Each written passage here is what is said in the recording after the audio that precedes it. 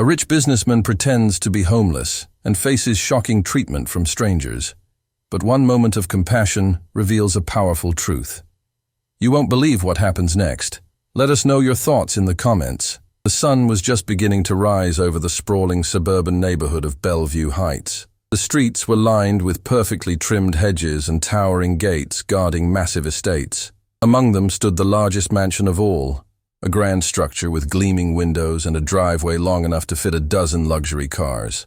This was the home of Victor Grant, one of the richest men in the state.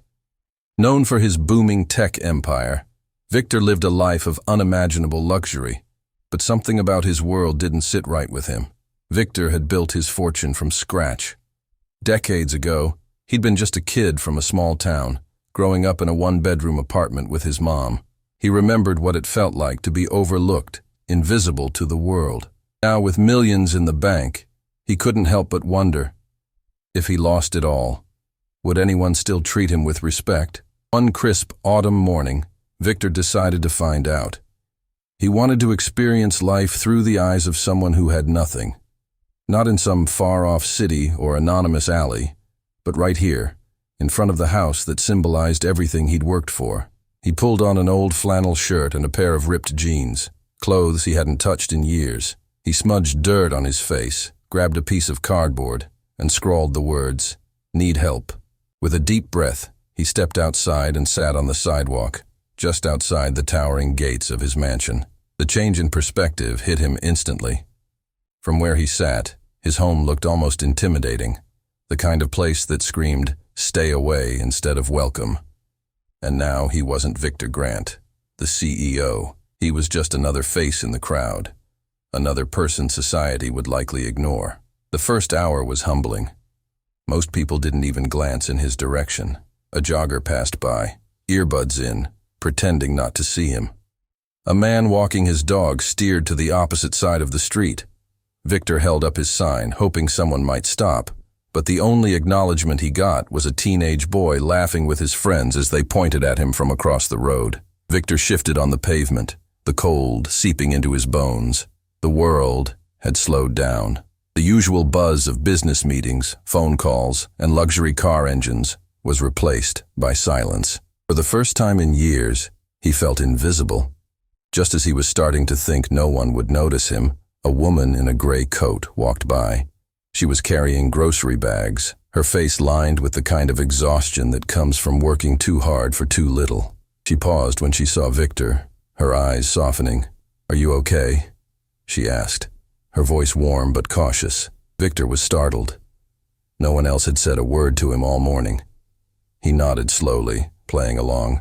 "Just trying to get by." The woman hesitated, then reached into her bag and pulled out a sandwich. "I don't have much, but here, take this." Victor's throat tightened as he took the sandwich. He muttered a thank you, watching as she smiled and walked away. For the first time that day, he felt a flicker of hope. Maybe the world wasn't as cold as it seemed. But the moment didn't last long.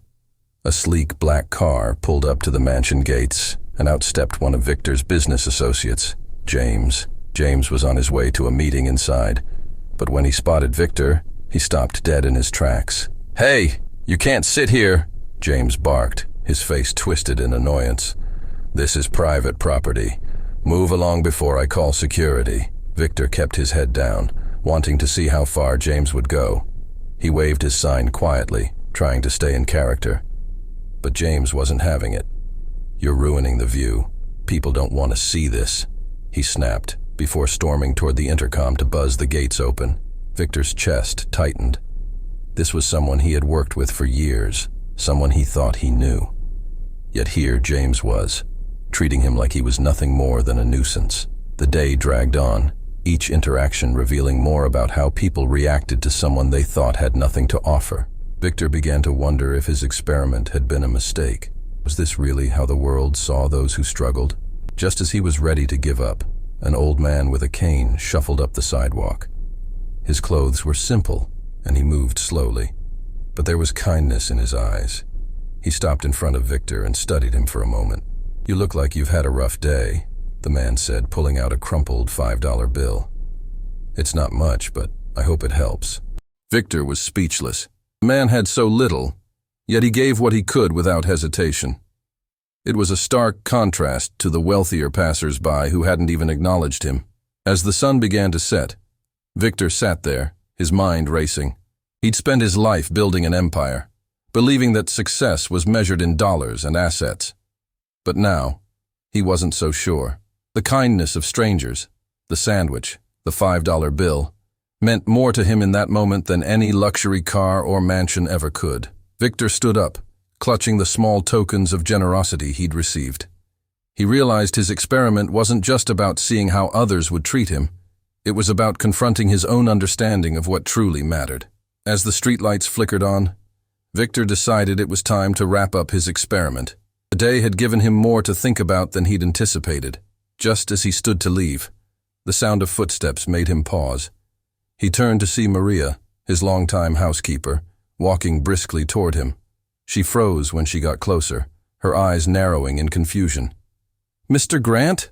she asked, her voice tinged with disbelief. "What on earth are you doing out here dressed like that?" Victor hesitated, debating whether to explain. Maria had worked for him for years, managing his home with care and loyalty.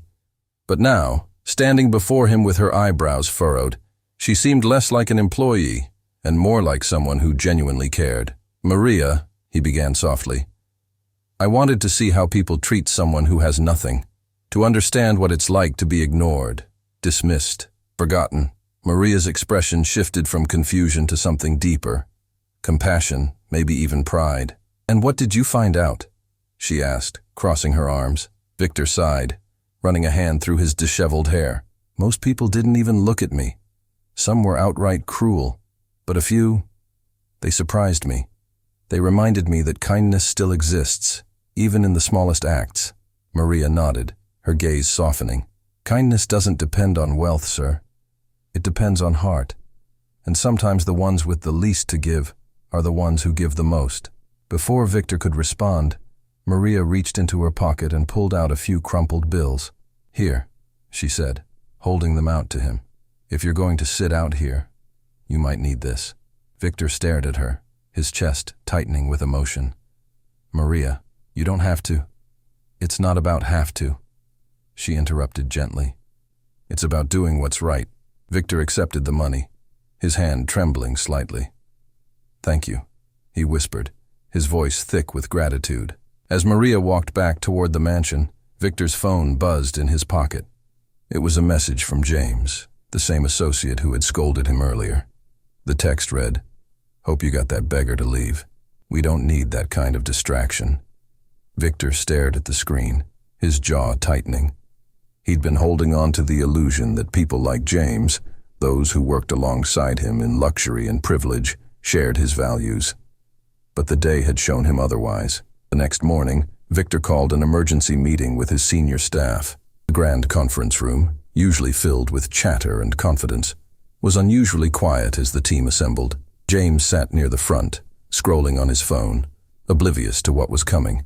Victor walked in, his usual tailored suit replaced by the same worn-out clothes he had worn during his experiment. The room fell silent as everyone turned to look at him. "I want to share something with all of you," Victor began, his voice steady but firm. "Yesterday I spent the day outside my mansion dressed as a homeless man. I wanted to understand how people treat those they believe have nothing." James smirked, clearly unimpressed. "And what did you learn, Victor? That life's tough out there?" Victor's eyes locked onto James. "I learned that some of the wealthiest people I know have the smallest hearts. And I also learned that the greatest kindness often comes from those with the least to give." The room was dead silent.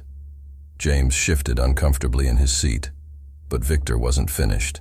"To those of you who value people for who they are, not what they have, I'm grateful. But to those who see compassion as a weakness, consider this your warning. My company, my name, will not be associated with indifference or cruelty. If you can't live by those values, you're free to leave." James opened his mouth to respond, but quickly closed it, realizing there was no argument to make. The weight of Victor's words had settled over the room like a heavy cloud. Over the next few weeks, Victor made sweeping changes. he launched initiatives to support homeless shelters and food banks. Not just writing checks, but actively participating in the programs. He worked with Maria to ensure his mansion's excess food and resources went to those who needed them most. And quietly, without drawing attention to himself, he found the kind strangers who had helped him during his experiment and repaid their kindness tenfold. One afternoon, as Victor and Maria sorted through donations in the garage, she turned to him with a thoughtful smile. "You've changed, sir," she said, "but in the best way." Victor nodded, a rare, genuine smile spreading across his face. "It's funny, Maria. I thought I was doing this to learn about other people, but in the end, I think I learned the most about myself." Maria chuckled. "That's the thing about kindness. It doesn't just change the person who receives it. It changes the one who gives it too." Victor looked out the window at his mansion, the symbol of everything he had once thought defined him. Now, he knew better. True wealth wasn't in the walls of his home or the cars in his driveway. It was in the connections he made, the kindness he showed, and the compassion he carried forward. And as he stood there, he made a silent promise to himself. He would never stop learning, growing, and giving. Because in the end, that was the only kind of wealth worth having. What's the most unexpected act of kindness you've ever experienced? Share your story in the comments below.